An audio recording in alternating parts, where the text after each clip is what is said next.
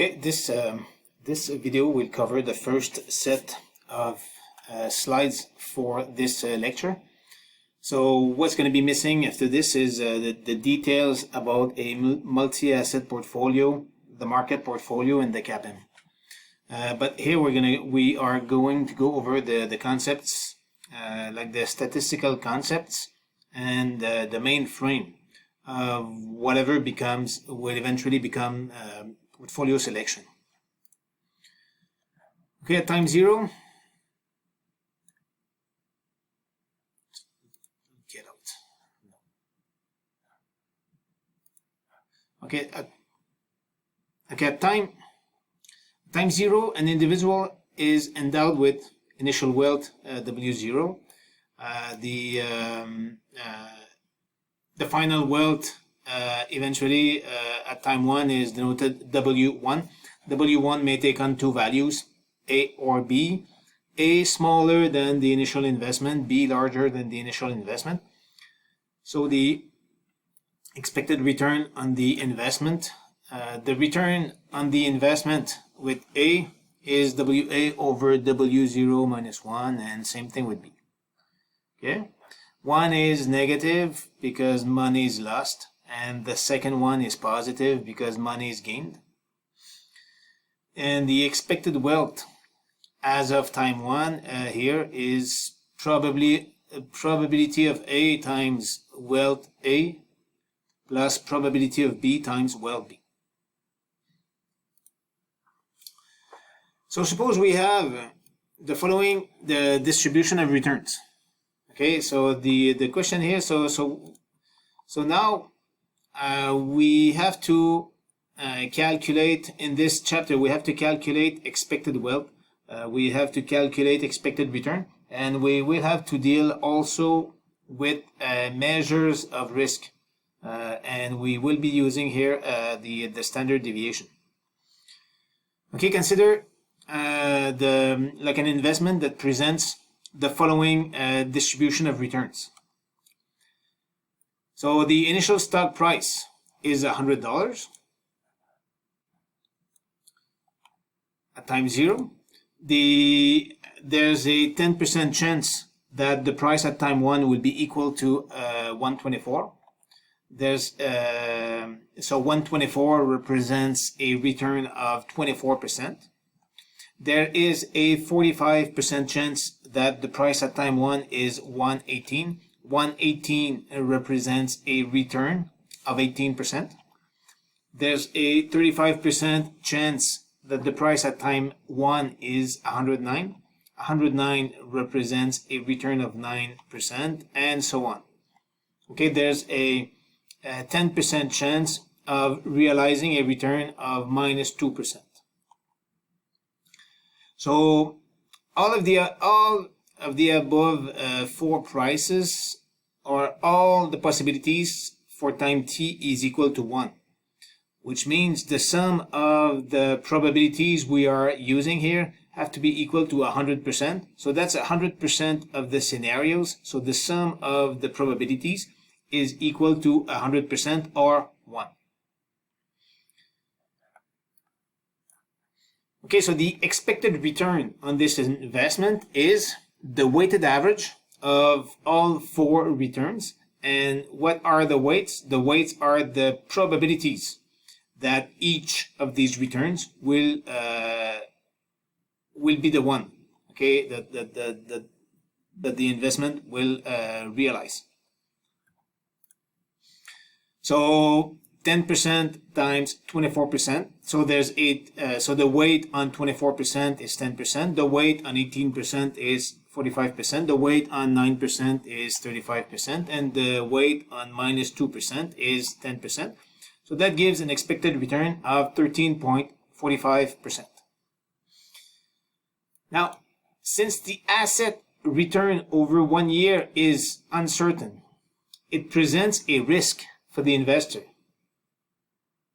How can we measure risk?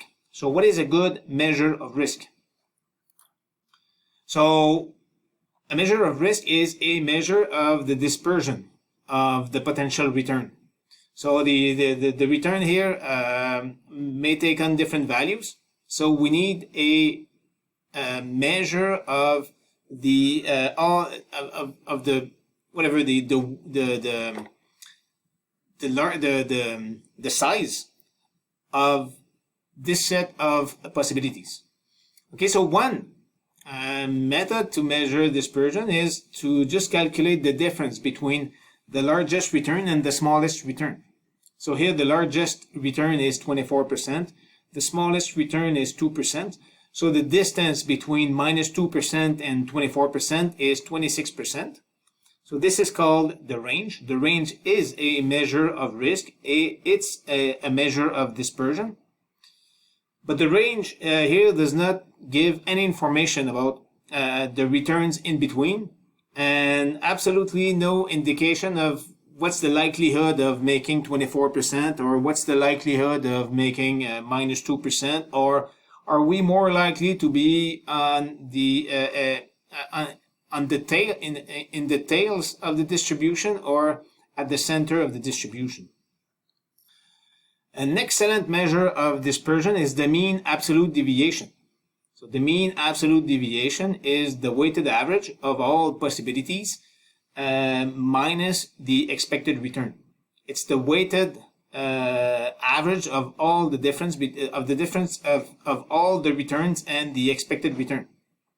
So the distance, the average distance of each point with respect to the center. So the center is 13.45. So how far on average are all the observations from 13.45? So there's a 10% chance that the distance be 24 minus 13.45. There's a 45% chance that the distance be 18 minus 13.45. 35% chance that the distance be 9 minus 13.45, and so on, which gives us a mean absolute deviation of 6.21. The mean absolute deviation is a very good measure, but absolute values are not convenient when we have to make mathematical manipulations. So when we have to differentiate, calculate slopes, integrate, and so on, absolute values are not easy to work with. The variance works in the same way as the mean absolute deviation, but instead of using absolute values, it takes all the distances of each point with the mean, with respect to the mean, and squares it. So this gives us a positive value. So whenever the possible return is smaller than the mean, so here by squaring the difference between 9 and 13.45, we obtain a positive value.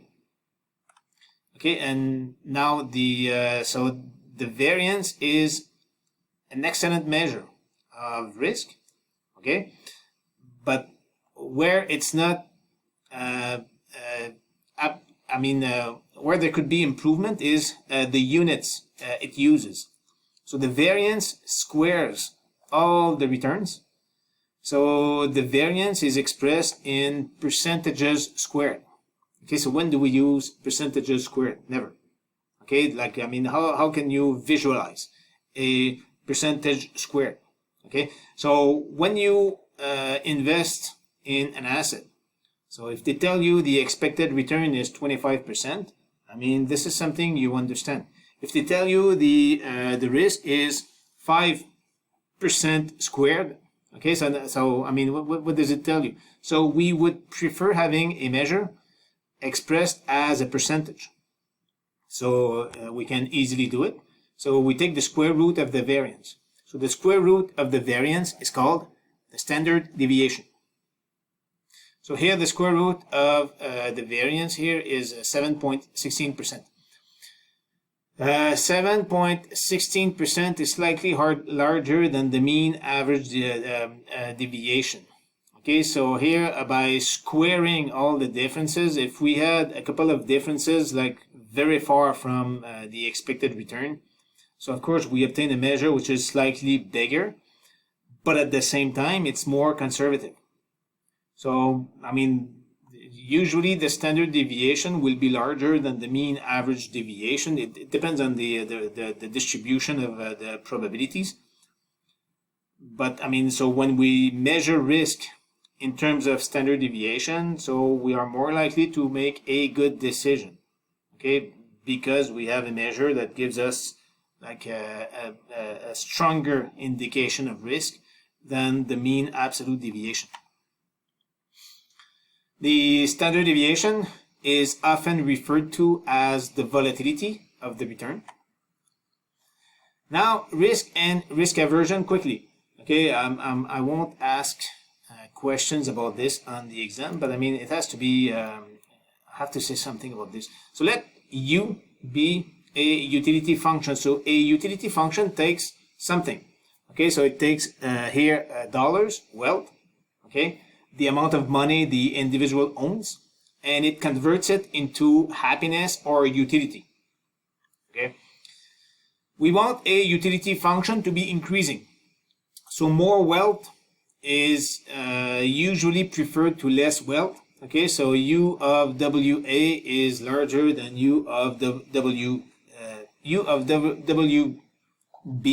is larger than U of WA if B is larger than A, or the slope of the curve of the function U of W is always positive.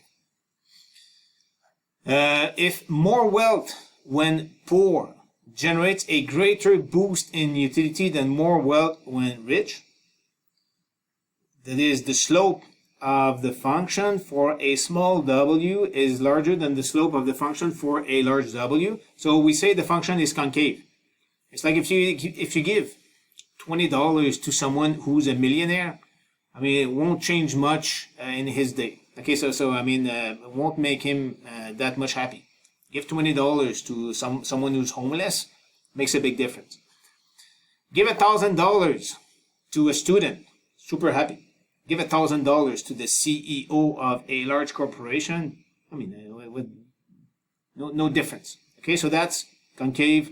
This is what we mean by concave utility function. In what follows, we explain that a concave utility function is synonym with risk aversion.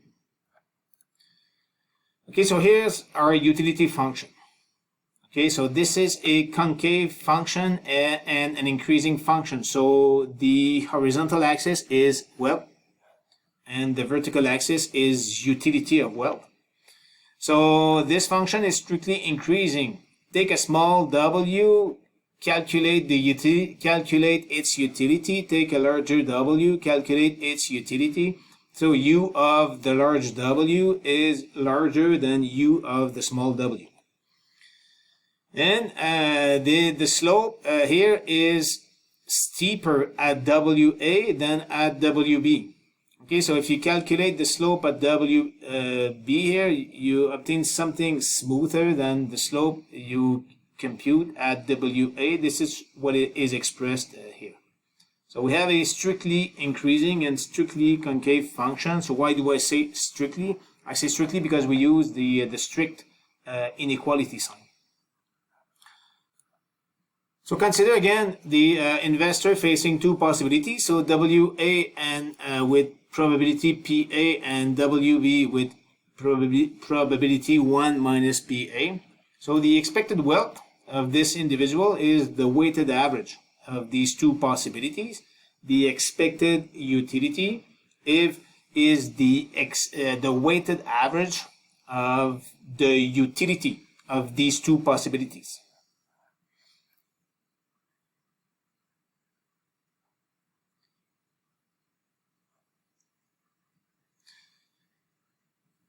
Okay, and what follows?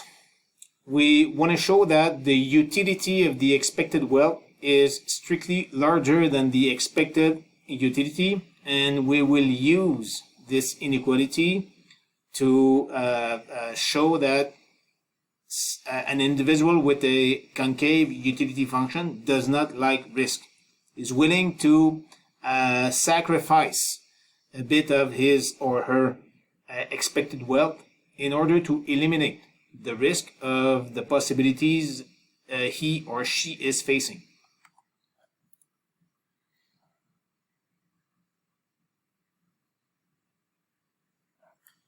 Okay, so I'll stop this one here and I'll do this one